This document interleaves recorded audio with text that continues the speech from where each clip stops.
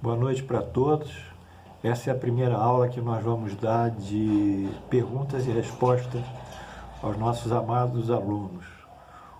Isso vem pelo nosso e-mail do curso, que é A de Anita, D de dado, M de Maria, ponto, doutrina espírita, tudo junto, @gmail.com. A primeira pergunta que nos chega... escapou aqui, na hora que eu estava consultando, vocês terem para um pouquinho que fechou aqui o celular. Vamos lá, um pouquinho de paciência, vamos lá. Primeira pergunta vem do Marcelo Neves. Marcelo Neves, ele diz assim, em relação à aproximação da filosofia espírita com o modelo freudiano, que o modelo freudiano foi o que eu falei logo na introdução, que é a teoria estrutural do Freud, que ele constitui nosso aparelho psíquico em 3 compartimentos, o id, o ego e o superego. Isso foi visto lá atrás, esses conceitos foram vistos. Então ele pergunta: a filosofia espírita com o modelo freudiano, que é a teoria estrutural, considerando que os espíritos definiram o espírito como princípio inteligente, na criação em oposição ao elemento material. Seria correto afirmar que esse aparelho psíquico formulado pelo Freud, com seus compartimentos, seria uma representação formal da própria natureza, um pouco confuso, e dinâmica do espírito como ser inteligente? Agora sim, é o que vale.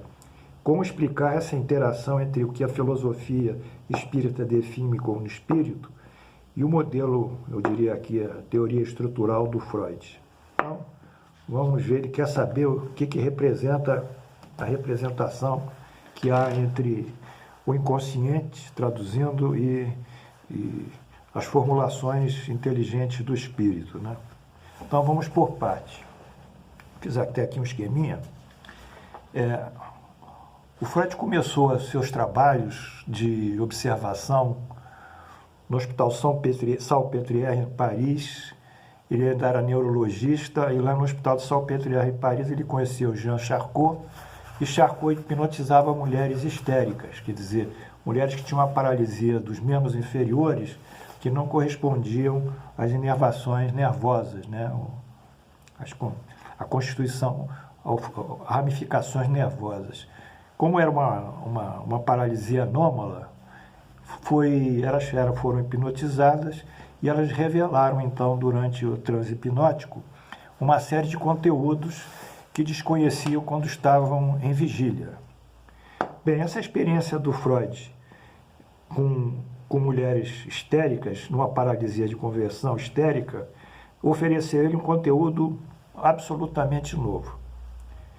E uma delas, inclusive, ela foi interessante, que ela denunciou uma preferência homoafetiva durante o transe por uma senhora X. E Freud ficou até espantado, e a partir disso ele criou a teoria da bissexualidade, que um dia a gente pode estudar sobre isso, mostrando que homens e mulheres, na realidade, como espíritos, o homem tem uma polarização, vamos supor, de 70% masculina e 30% feminina, e a mulher 70% feminina e 30% masculina. Então não existe 100% masculino nem 100% feminino. Essa foi uma das concepções que Freud concluiu após esse trabalho com Jean Charcot.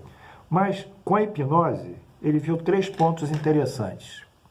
Um conteúdo inconsciente da hipnotizada, os sonhos que também denunciavam outros conteúdos que a pessoa em vigília não conhecia, os lapsos, quer dizer, a troca de objetos um pelo outro, a troca de palavras, etc., em pessoas rígidas mentalmente, e os atos falhos, quer dizer, bater com a cadeira, bater às vezes com o braço sem querer, e tudo isso denunciava a influência de uma energia psíquica para o inconsciente, para a parte motora e para o próprio indivíduo no seu dia a dia. Então ele verificou através disso que esse compartimento que tinha todo esse material inconsciente, devassado pela hipnose, mas visto nos sonhos. Ele tem um livro clássico, Interpretação do Sonho, um trabalho clássico, os lapsos, os atos falhados, mostrou para ele os inconscientes. Então, a partir disso, Freud vai refazer a sua teoria, que vai cair aqui para a teoria estrutural. Ele verificou também que no inconsciente havia um material reprimido, que eram desejos e sentimentos do indivíduo, que ele tentava realizar e, como ele era frustrado, ele reprimia isso. Isso causava um desconforto inconsciente nele, e volta e meia aquilo se traduzia também por mudanças intempestivas de humor e outras condições de comportamento. De toda forma, o material inconsciente ficou consignado aqui por Freud à luz da hipnose, dos sonhos, lapsos e atos falhos. Tudo bem. Isso aqui foi o Freud. Allan Kardec utilizou também a hipnose em médios chamados sonambúlicos, quer dizer, haviam médios que, quando hipnotizados, ele deu dois termos para o sonambulismo, o nosso querido Kardec. O sonambulismo espontâneo, que é aquele que o indivíduo dorme, acorda à noite e entra no estado sonambúlico. E o sonambulismo artificial provocado, que é aquele que vem pela hipnose. Então ele conseguiu identificar diversos médiuns que tinham essa propensão ao sonambulismo artificial. E quando esses indivíduos estavam em transe, eles manifestavam uma segunda vista, quer dizer, segunda vista é a vista do mundo espiritual. Eles tinham uma visão à distância, eles tinham uma visão que às vezes penetrava no organismo do indivíduo e descreviam determinadas doenças e alterações. Eles estavam na posse de toda uma série de percepções extrasensoriais. Extrasensoriais, fora da sensação, fora do mundo objetivo, mas que eles relatavam com toda a precisão. E havia um caso também do Freud que ele relatou que estava escrevendo uma obra na sua casa de campo e sua mulher estava com uma médium sonambúlica, e essa médium disse que viu Freud escrevendo aquele texto, e realmente ele confirmou. Bom, então,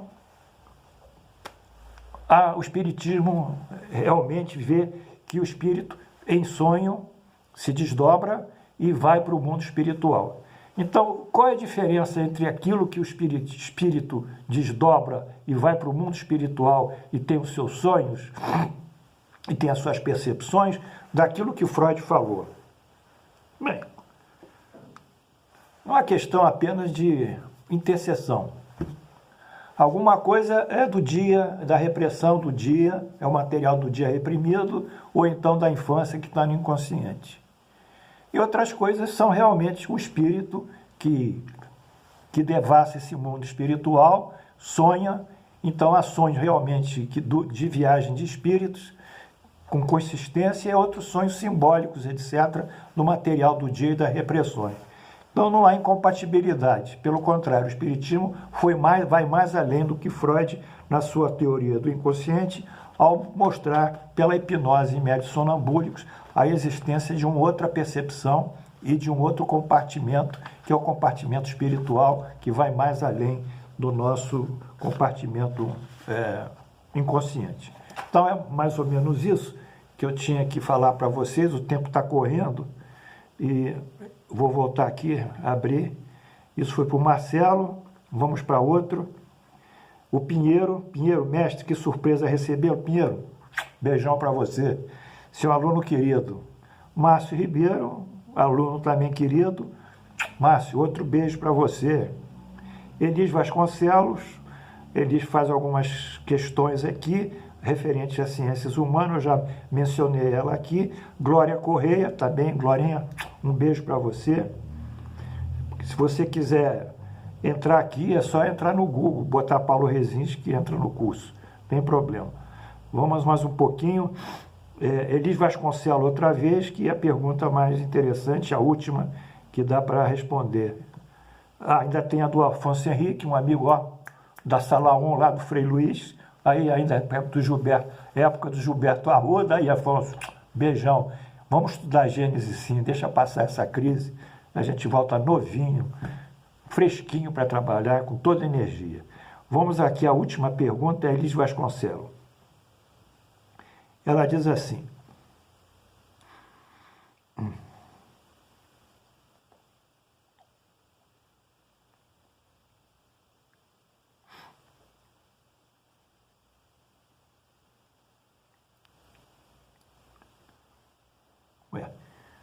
então tem outra além dessa. Tem a Ana Piancetti. Eles não perguntou, é a Ana que pergunta. Vamos lá, Ana. Querido professor, doutor Paulo, boa noite. Boa noite, Ana, vamos lá. Sobre o elemento cósmico universal, e quando o senhor fala da criação do reino mineral, e nos faz lembrar do sonho de Mendeleev, que criou a tabela periódica dos elementos, o russo, minha pergunta ou ponto de vista com relação ao reino mineral é o pouco que conheço desses nossos minérios e demais materiais, que são os objetos e produtos feitos desses minerais, que compõem, pois, um reino dito não vivo, sim, o reino mineral.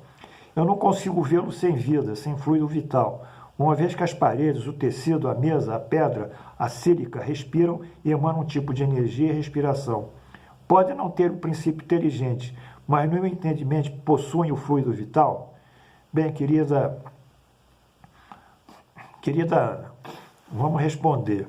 A criação do reino mineral, ela é fluido cósmico, a energia cósmica universal que forma a matéria, né? A partir da agregação das partículas elementares do átomo e vai criando os átomos, as moléculas, etc, etc. E aí, os átomos, como eles têm órbitas fixas, de acordo com sua massa atômica, o tipo de átomo, hidrogênio, oxigênio, carbono, fósforo, sódio, potássio, cálcio, cada um tem o seu número de elétron girando em torno da órbita, tem um número de prótons, um número de elétron, tem as partículas elementares, que eu não vou falar, é uma coisa mais à frente. Então, todos eles são regidos por um princípio físico. Esse princípio físico traduz a inteligência. Então, eles têm a inteligência deles. Mas é uma inteligência física, se eu puder dizer, uma inteligência química, porque a inteligência física existe. Se eu jogar um objeto para cima, ele cai, porque a inteligência física é a gravitação universal, que faz ele cair, a lei da gravidade. Então, os objetos minerais, eles têm a inteligência dele. O fato deles emanarem energia também emanam, porque toda movimentação eletrônica é uma corrente eletromagnética, é eletricidade e magnetismo, e o magnetismo também se desdobra. Então, você tem razão, eles têm algum tipo de energia, eles podem passar essa energia para nós, mas o importante é a energia que vem da mente, muito pura, muito clara e cristalina, é essa que vai nos dar melhores condições de vida e de evolução espiritual e de paz. É isso que eu poderia responder. O tempo aqui está estourando, eu vou terminar, porque senão o gravador não passa esse vídeo. Obrigado a vocês, eu aguardo as perguntas para responder na segunda aula, segundo texto de vídeo de perguntas e respostas. Um beijo, um bom domingo para todos. Amém.